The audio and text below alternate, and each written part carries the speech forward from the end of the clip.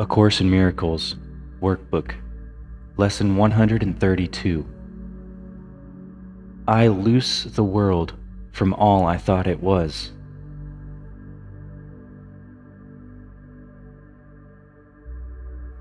What keeps the world in chains but your beliefs? And what can save the world except yourself? Belief is powerful indeed. The thoughts you hold are mighty, and illusions are as strong as their effects, as is the truth. A madman thinks the world he sees is real, and does not doubt it, nor can he be swayed by questioning his thoughts' effects. It is but when their source is raised to question that the hope of freedom comes to him at last.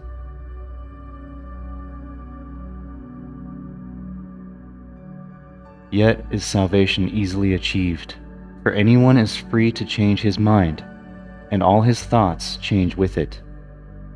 Now the source of thought has shifted, for to change your mind means you have changed the source of all ideas you think, or ever thought, or yet will think.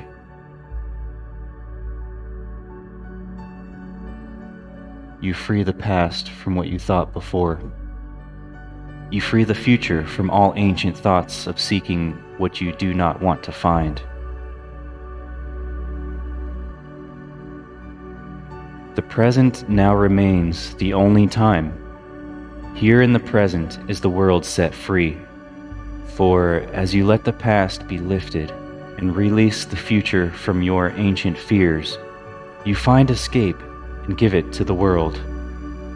You have enslaved the world with all your fears, your doubts and miseries, your pain and tears, and all your sorrows press on it, and keep the world a prisoner to your beliefs. Death strikes it everywhere, because you hold the bitter thoughts of death within your mind.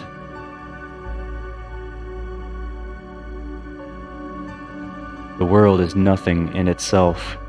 Your mind must give it meaning, and what you behold upon it are your wishes, acted out so you can look on them and think them real.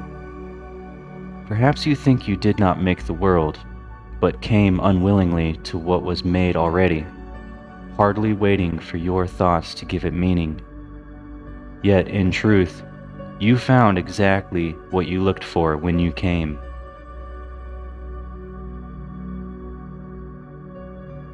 There is no world apart from what you wish, and herein lies your ultimate release. Change but your mind on what you want to see, and all the world must change accordingly. Ideas leave not their source. This central theme is often stated in the text, and must be borne in mind if you would understand the lesson for today.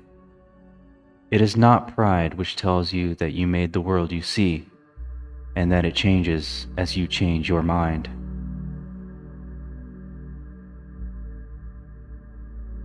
But it is pride that argues you have come into a world quite separate from yourself, impervious to what you think, and quite apart from what you chance to think it is. There is no world. This is the central thought the Course attempts to teach. Not everyone is ready to accept it, and each one must go as far as he can let himself be led along the road to truth. He will return and go still farther, or perhaps step back a while and then return again.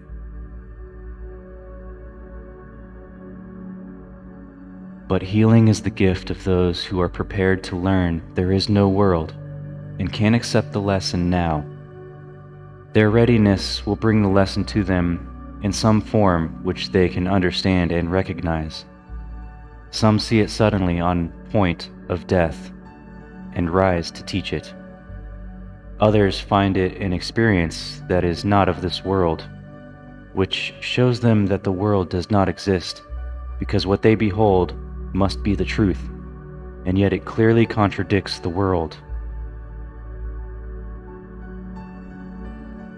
And some will find it in this course, and in the exercises that we do today. Today's idea is true because the world does not exist. And if it is indeed your own imagining, then you can loose it from all things you ever thought it was by merely changing all the thoughts that gave it these appearances. The sick are healed as you let go all thoughts of sickness, and the dead arise when you let thoughts of life replace all thoughts you ever held of death.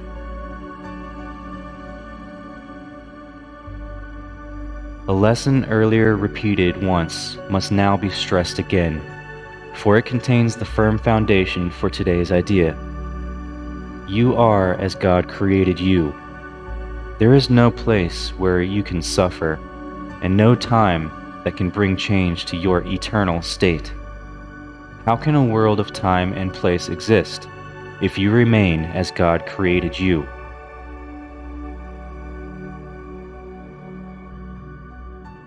What is the lesson for today, except another way of saying that to know yourself is the salvation of the world?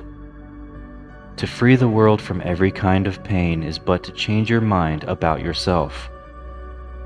There is no world apart from your ideas, because ideas leave not their source, and you maintain the world within your mind in thought.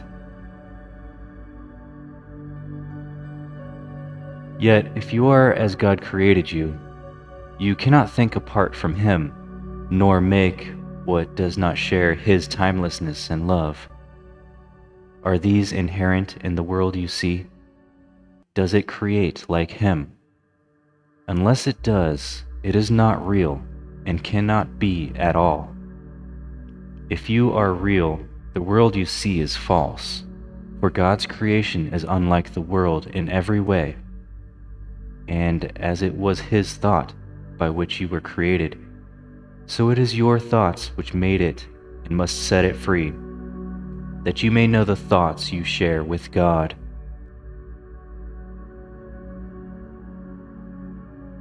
Release the world. Your real creations wait for this release to give you fatherhood, not of illusions, but as God in truth. God shares His fatherhood with you who are His Son, for He makes no distinctions in what is Himself and what is still Himself. What He creates is not apart from Him, and nowhere does the Father end, the Son begin as something separate from Him. There is no world because it is a thought apart from God, and made to separate the Father and the Son, and break away a part of God Himself, and thus destroy His wholeness. Can a world which comes from this idea be real? Can it be anywhere? Deny illusions, but accept the truth. Deny you are a shadow briefly laid upon a dying world. Release your mind, and you will look upon a world released.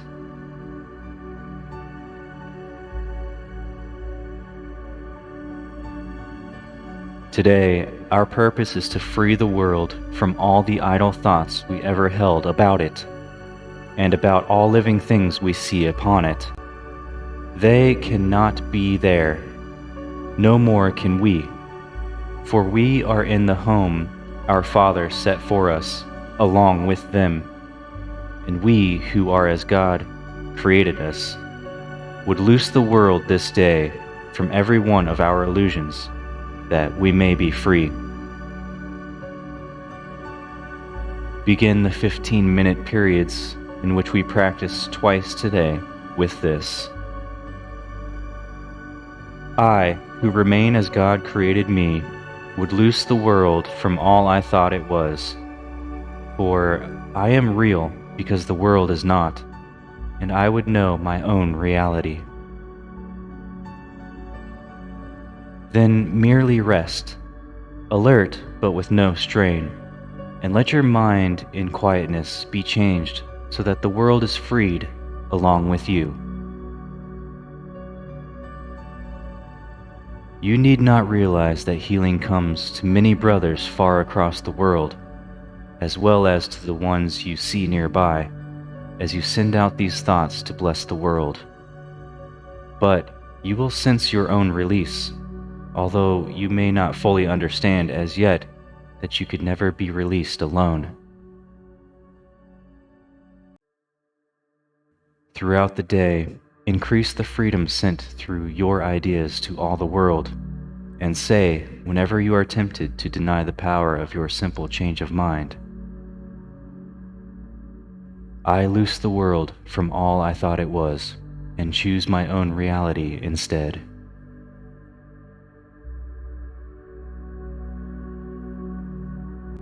Now, begin by repeating to yourself, I who remain as God created me,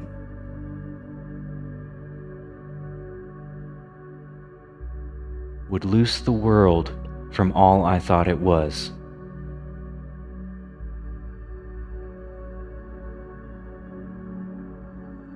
For I am real because the world is not.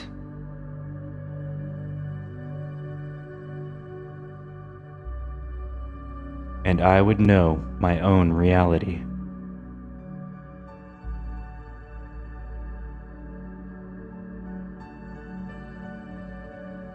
Now rest. Be alert, but without strain, and let your mind in quietness be changed so that the world is freed along with you. Rest.